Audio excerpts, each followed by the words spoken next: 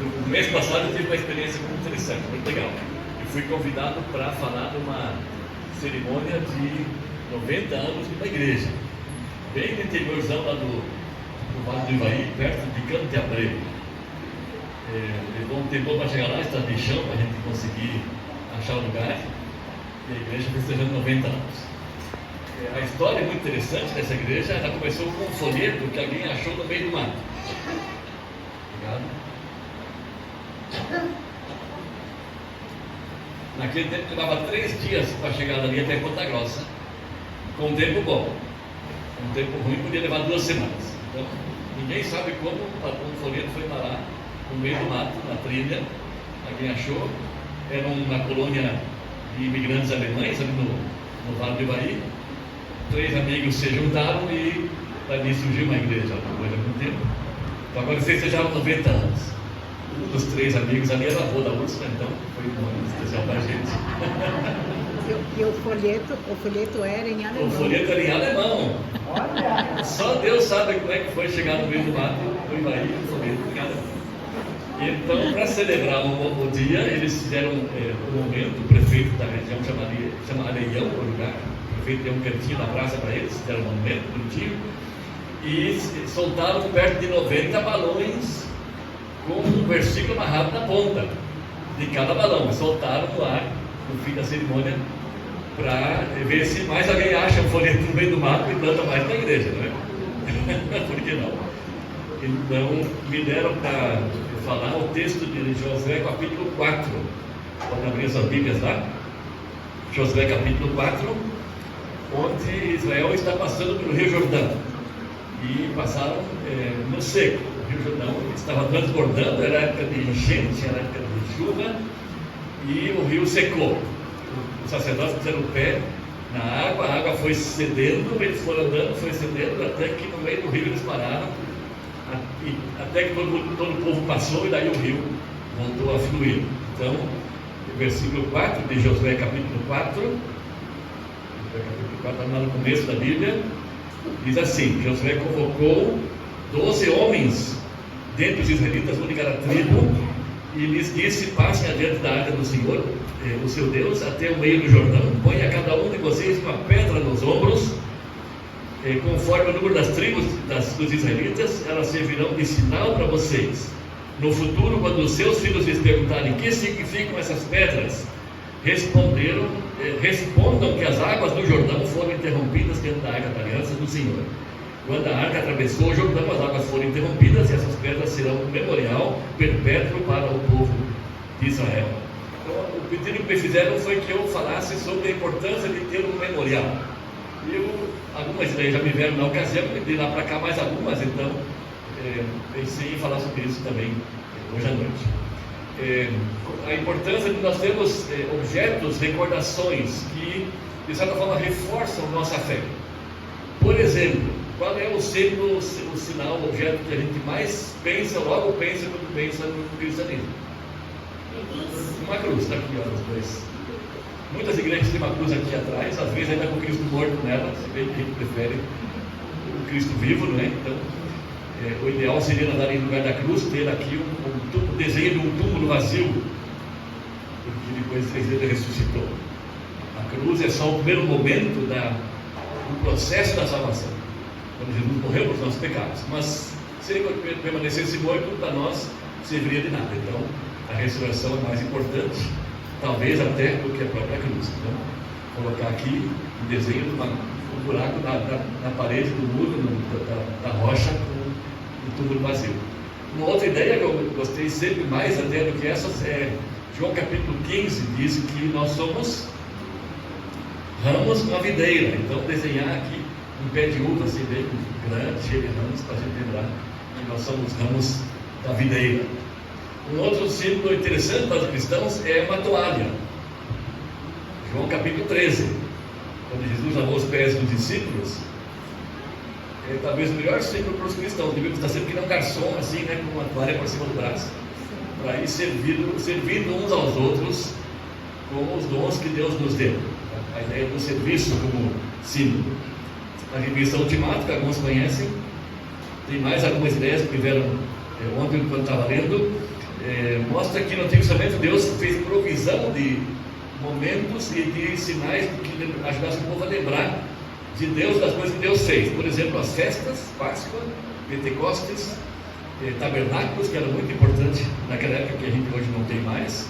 O próprio tabernáculo, com os seus utensílios, a Arca da Aliança, que foi mencionada ali, o altar de incenso, o altar dos pães, o propiciatório, onde ofereciam sacrifícios para Deus todos os anos, o templo que veio depois. Às vezes Deus mudava o nome de alguém, que nem Abraão virou Abraão, Sara virou Sarai, minha princesa, uma pequena mudança, mas que marca um momento importante na vida da pessoa. Uma canção de Miriam, depois passado pelo Mar Vermelho, ou o cântico de Ana, ou o cântico de Maria, são coisas fáceis, textos fáceis de lembrar. Até o arco-íris. O que lembra o arco-íris? A aliança que Deus fez de que nunca mais ia destruir a terra por uma enchente. A próxima vez vai ser pelo fogo. Está lá em 2 Pedro. O dia de descanso também, o sábado, no Antigo Testamento, agora para nós é o domingo, não é? É um sinal, está em Êxodo capítulo 20, não, Ezequiel capítulo 20. Como sinal da nossa aliança, mandei que eles guardassem o dia de descanso, e assim lembrassem que eu, o Senhor, os separo para que se dediquem somente para mim. Lembrando sempre que Deus trabalhou 6 dias e descansou no 7º. Ele criou Adão e Eva no fim do 6º dia. Quer dizer, Adão e Eva já começaram descansando no dia seguinte. Para nós, o descanso vem antes, para a gente aprender que a gente deve descansar no Senhor em tudo que a gente faz. Então, aí algumas lembranças da Bíblia que nos ajudam a lembrar coisas importantes, e é bom a gente assim, meditar nelas volta e meia. Mas a dica também é a gente ter objetos pessoais de lembrança, memoriais em casa. Lá na minha casa vocês vão achar várias coisas da África. Morei 15 anos na África, então tem uma porção de elefantes em cima do armário lá. Esses dias alguém entrou lá, achou que é para dar sorte. Eu não sei se tem que estar com a ponta virada para a porta ou o contrário, mas ele disse que não é isso, não. É para lembrar da África, que foi um momento inteiro muito marcante para a gente. E também, alguns já viram que nós publicamos um livro um tempo atrás chamado A Casa. Por quê? Porque quando eu fui para a África a primeira vez, eu não estava com nenhuma junta, nenhuma agência missionária, não tinha assim nenhuma segurança de que nós íamos conseguir nos manter pelos 2 anos que nós tínhamos de contrato lá, com ofertas vindas do Brasil. Eu ia ser professor no seminário lá, então como é que eu vou me manter durante 2 anos? Aí eu tive uma ideia. Eu fui lá a primeira vez, conheci o lugar, dei um mês de aulas, e eu vi que o mais caro do projeto seria aluguel. Naquela época já mais ou menos $1.000 por mês de aluguel, 1990, 32 anos atrás. Então, onde é que eu vou arranjar $1.000 por mês? Então, eu ia ficar 2 anos, são $24.000. Aí eu, em Curitiba, achei uma casa prefabricada por $14.000, fiquei no lucro. Então, nós fizemos uma grande campanha, compramos uma casa prefabricada, mandamos para lá, e nós doamos essa casa para o seminário, e em troca eles deviam me pagar um salário como se eu fosse um professor local. Fizemos um contratinho, assinamos um contratinho. Para mim, fiquei contente, parece que vai funcionar. Eu só cometi um erro. Eu não perguntei quanto é que é o tal salário local. Só depois de estar lá que eu descobri que era $90, R$500 por mês. E nós com 4 filhos pequenos, 10, 8, 6 e 4 anos de idade. Ficamos 2 anos por R$500 por mês e nunca nos faltou nada. Então, o livro é um memorial para lembrar disso. O livro chama A Casa, para lembrar disso, que Deus cuidou muito bem de nós. Então, o que você tiver de um momento importante da sua vida, tente achar uma lembrança. Pode ser uma foto, imprime, hoje em dia a gente quase não imprime mais fotos, né? Mas se você tiver uma chance, imprime uma foto, emoldura, põe na parede. Para quê? Versículo 6 diz assim, não é?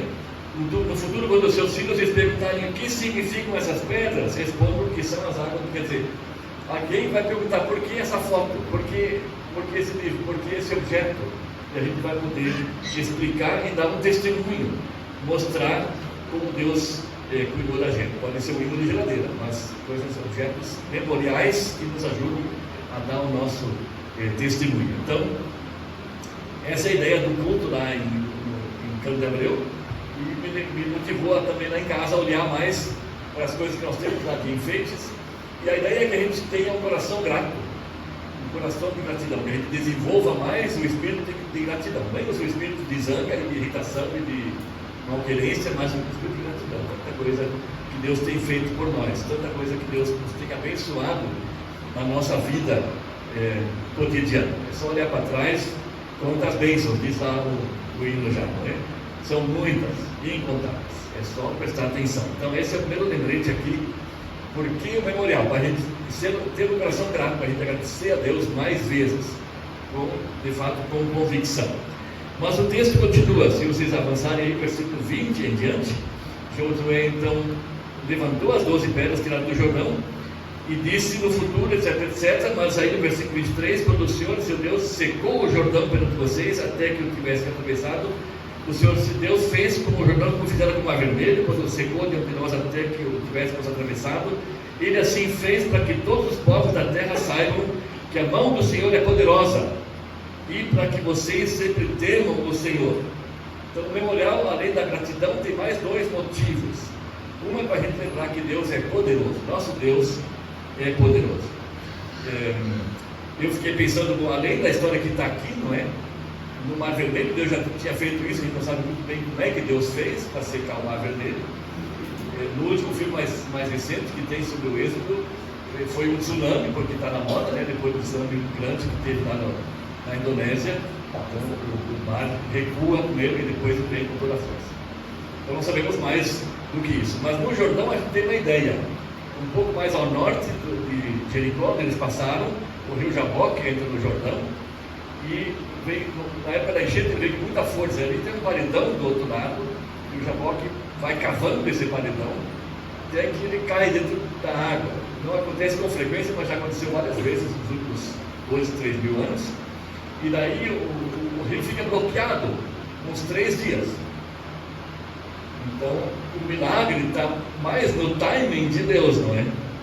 E na hora que os sacerdotes puseram o pé na água do Jordão, 3 dias antes, Deus tinha feito cair o barranco lá em cima, para o rio ir secando, enquanto a água vai descendo, escoando, até que na hora que eles põem o pé, o rio está seco.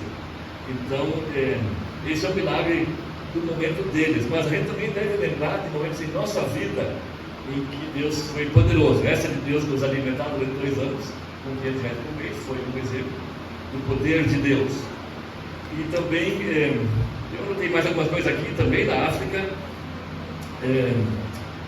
Por exemplo, uma vez nós saímos com o carro da livraria, que estava depois só nós 2 lá.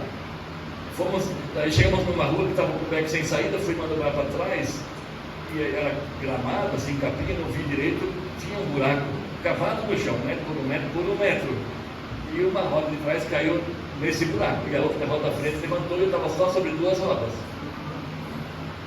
Mesmo com todas as 4 não sai mais. Como é que eu vou sair dali? Pedi para o urso sair lá atrás, levantar o carro.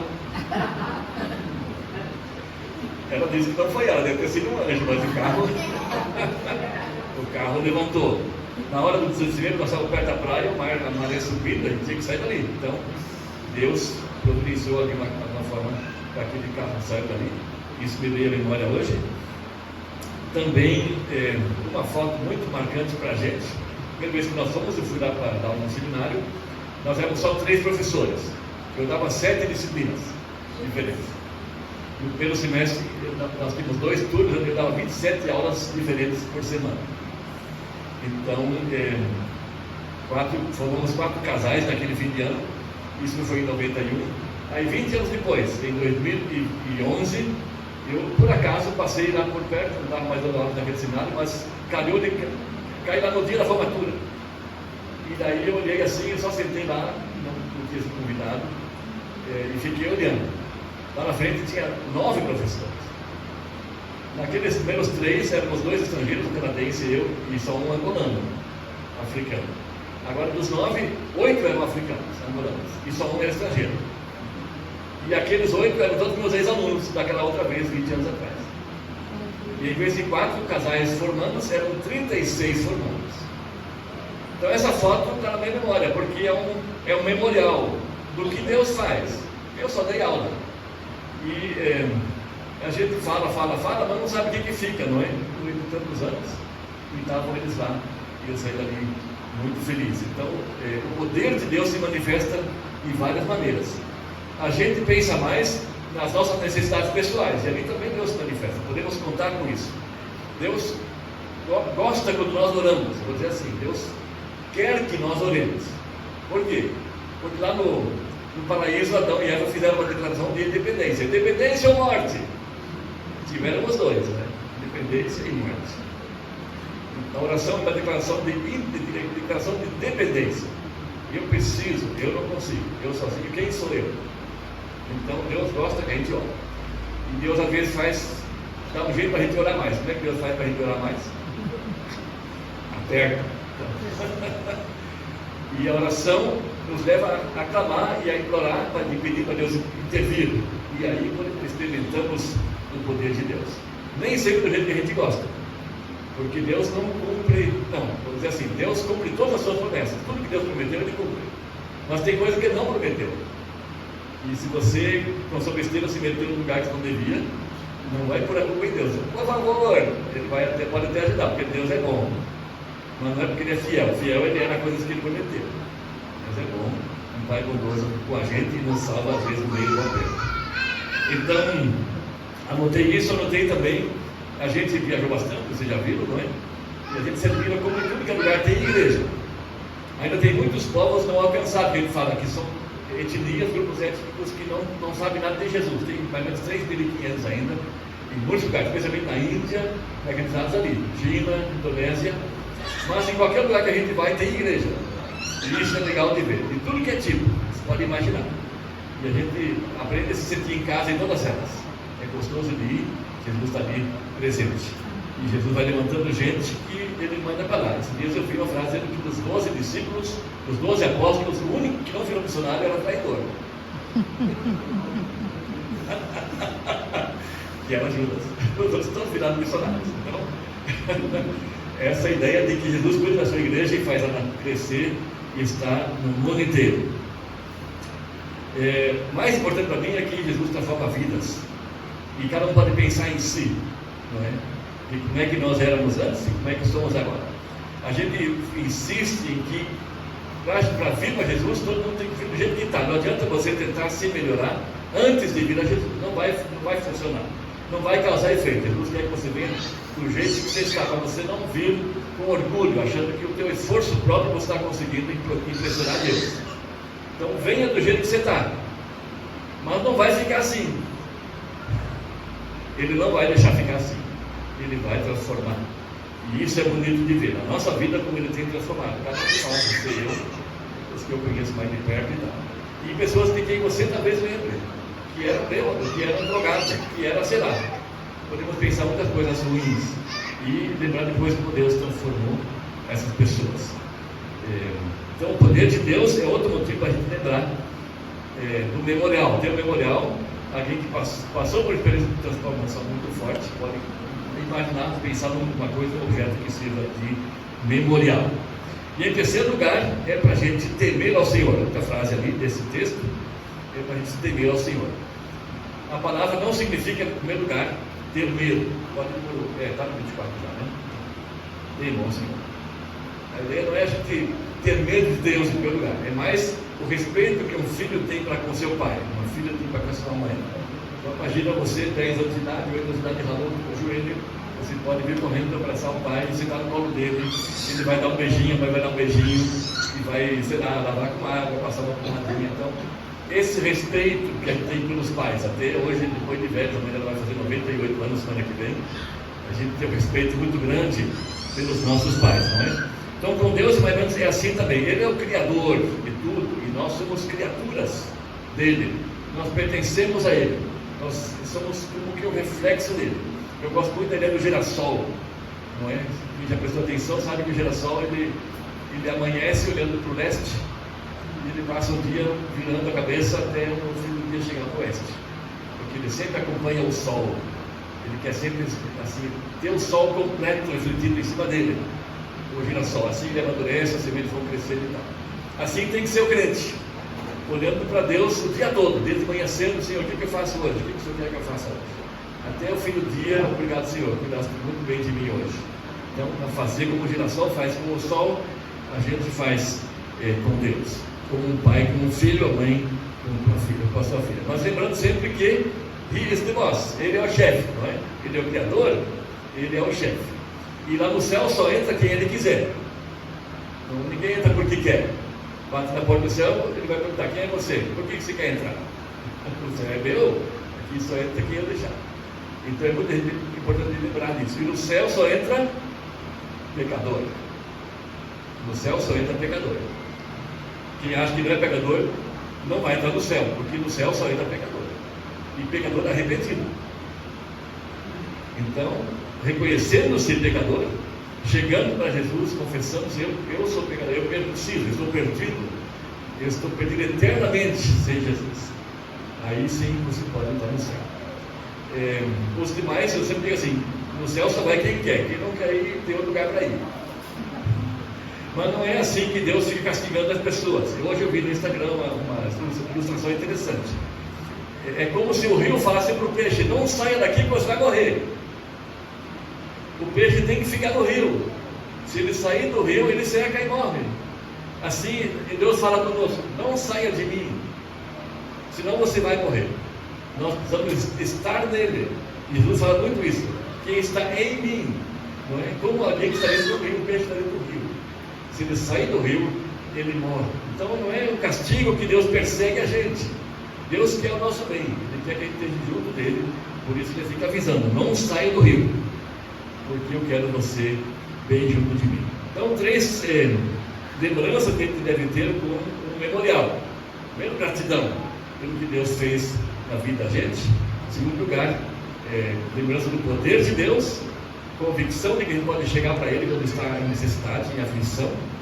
Em terceiro lugar, também o temor, o respeito, que tem a ver com o amor também, o amor de volta, não é? Mas também o respeito, porque Ele aqui é o Senhor de tudo. Então, que Deus nos abençoe. Pense em algum memorial na casa de vocês. Se tiver com a foto que podia imprimir, imprima, põe na parede, uma moldura, algum objeto que você tem uma lembrança específica e ponha isso em prática. Tenha o seu memorial em casa. Amém? Amém. Vamos orar. Pai Celestial, nós queremos agradecer, porque o amor por nós não tem limites. Tu nos achaste que nós estávamos, chamaste para estarmos junto de Ti. Jesus morreu por nossos pecados, para nós termos salvação eterna. Nós queremos Te louvar por isso. Temos tantos memoriais na Bíblia, fora dela disso. Eu quero pedir que nos dês um coração agradecido, um coração cheio de gratidão, de alegria, pelo que fizeste por nós. Também um coração cheio de respeito por Ti como Senhor, como aquele que controla o universo, Criador de tudo, Senhor de tudo. Que a gente tenha confiança no Teu poder, que nos protege, nos encaminha, nos transforma. Nós pedimos e agradecemos em nome de Jesus. Amém. Amém.